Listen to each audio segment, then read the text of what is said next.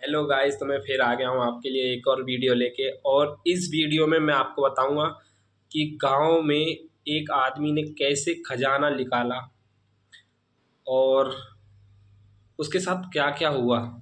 तो चलिए मैं आपको बताता हूँ। तो एक परिवार था, राजस्थान के दौसा जिले की कहानी है, ये रियल घटना है।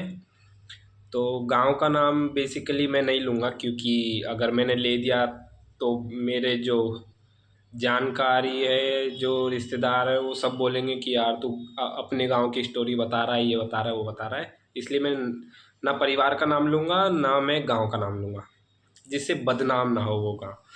तो मैं बताता हूँ भाई। उस गांव में एक परिवार था। उसमें परिवार का जो मुखिया था वो दादा था उनका। अब दादा के दो बच्चे थे, मतलब दो लड़के थे बड़े बड़े, जो 30-40, मतलब जो 30-30 साल के होंगे। तो उसमें होता यूँ है कि वो दो भाई थे।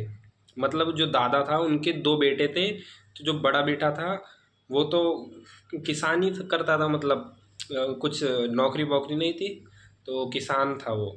उसका जो दूसरा बेटा आया था वो नौकरी में था। तो वो कमाने के लिए बाहर गया था दिल्ली, मतलब अच्छी कंपनी में था, बढ़िया, तो बढ़िया पैसे मिल रहे थे उसको। तो उसका तो घर गुजारा अच्छे से हो रहा था। पर जो किसान था, जो बड़ा बेटा था, उसने क्या किया कि उसको उसको भी पैसे कमाने थे, क्योंकि उसके भाई ने नई गाड़ी खरीदी, मकान बनाया, बहुत कुछ किया। और लेकिन जो उसका जो बड़ा भाई है उसने कुछ नहीं बना पाया।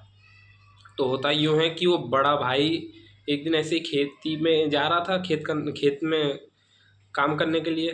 तो उसको एक बाबा दिखे। उन बाबा से बातचीत करी, ऐसे राम राम कैसे हो, ऐसे ऐसे बतराए। तो बाबा ने बोला कि बेटा, कि जो तेरे साथ घटेगा उससे बच के रहे, तेरे ऊपर बला आ सकती है। बाबा ने कह दी यार कि भला आएगी। तो फिर जो बड़ो भैया वो सोचे यार भला मेरे ऊपर काहे की भला आएगी। तो एक दिन होता यूँ है कि वो खेती करने के लिए फिर से गया। तो उनके जो खेत में एक पेड़ था, तो उसने सोचा यार ये पेड़ है। तो ये पीपल का पेड़ था बेसिकली। उसको वो सोच रहा था, ज़्यादा बड़ा पेड़ नहीं था कि बहुत बड़ा पेड़ हो, एक पतला सा पेड़ था, लंबा सा खूब। और फिर उसने सोचा कि ये पेड़ हमारी खेती में नुकसानदायक है, क्योंकि उससे परछाई से फिर फसल उगती नहीं है, ज़्यादा बड़ी नहीं होती उसकी वजह से। तो उसने क्या किया, वो खजाना, मतलब मिलने वाला है उसको खजाना, क्योंकि वो पेड़ को खोदता है। उसने पेड़ खोदा कि इसको मैं काट के लकड़ी घर पे काम देगा, चूल्हा मूल्हा जलाएंगे। तो उसने पेड़ को काटा। उसने फिर उसकी जड़ निकाली, तो गड्ढा किया, तो उसके अंदर से एक निकला मटका। भाई मतलब मटका जो कलश रहता है ना, कलश, ऐसा कलश भरा पड़ा मिला सोने का। मतलब होगा उसके अंदर 2-3 किलो के सोना होगा, मतलब सिक्के और ऐसे हीरे जवाहरात से टाइप में जो रहते हैं ना, वो उस टाइप में उसको मिला। और उसने क्या किया, उसको निकाल के ले गया घर। अब घर पे वो चुपचाप ले गया, अपनी जो स्वापी रहती है गाँव में, जो गमछा पहनते हैं, उसको ले गया, उसमें ढक के ले गया। वो चुपचाप चले गया, मतलब उसने घास पास रख लिया और साथ में रख के ले गया कि घर ले जाता हूँ मैं। अब उसने भाई साहब घर जाके वो कलश खोला, तो उसके अंदर से निकला एक स्नेक, निकला उसके अंदर से। फिर वो तो दूर हट गया, और फिर स्नेक उनको देखता है और ऐसे फन मार के, और फिर वो भग जाता है, स्नेक तो बाहर भग जाता है घर के। फिर उसने खजाना निकाला। अब वो खजाना था श्रापित, कि अगर उसको जो जो उसको निकालेगा वो किसी ना किसी की बलि मांगेगा। और उसको बेसिकली चाहिए थी 5-6 बलि चाहिए थी, 5-6। 5-6 तो मतलब पूरा परिवार खत्म हो जाए। अब वहाँ ने तो वो निकाल लिया भैया लेगो। अब वो होता यूँ है कि खजाना उसने मतलब बेचने की सोच रहा था कि मैं बेच के आऊँगा, ये करूँगा। तो उसने 3-4 दिन के अंदर वो 1-2 सिक्के लेके गया और सुनार के पास बेच के आया। सुनार ने पूछा कि कहाँ से आया, कैसा है, ये है वो है। अब उसने बोला कि मेरा पुश्तैनी है, रखा था, तो इसको बेचने आया हूँ मैं। अब भाई साहब वो सुनार उसका बेच लेता, उसके पास पैसे आ जाते हैं। अब वो खुश हो जाता है क्योंकि एक सिक्का ही बहुत महंगा बेचा, पैसे आ गए उसके पास खूब। तो ऐसे करते करते उसने बहुत सारे सिक्के बेचे और बहुत बढ़िया नया मकान बना लिया, गाड़ी खरीद ली। पर लेकिन उसको ये नहीं पता था कि ये बलि मांगेगा। अब जब वो मकान मतलब इतने पैसे आ रहे थे तो उसके जो बेटे थे, उसके 3 बेटे थे।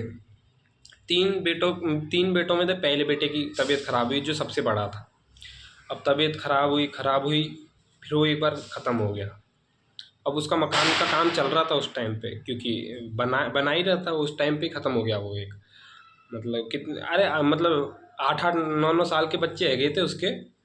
पहला ख़त्म हो गया, फिर 6 महीने के अंदर दूसरा ख़त्म हो गया, और अगले 6 महीने के अंदर तीसरा ख़त्म हो गया। उसके तीनों बेटे ख़त्म हो गए। अब फिर वो तो टेंशन में आ जाता है। फिर उसके पास वो एक क्या बोले, बाबा के पास जाता है, तांत्रिक के पास जाता है कि ऐसे ऐसे हुआ था मेरे साथ, अब मैं क्या करूं। तो वो तांत्रिक इससे कहता है, बड़े भाई से, कि ये तो बला लेके ही जाएगी। फिर अगर आपको ये खजाना बचा के रखना है, अगर आपको चाहिए, तो इसको बलि देनी पड़ेगी। तो भाई साहब बलि देनी पड़ेगी। और वो क्या बोले, वो आएगी कि जो प्रक्रिया होगी वो मैं करूँगा।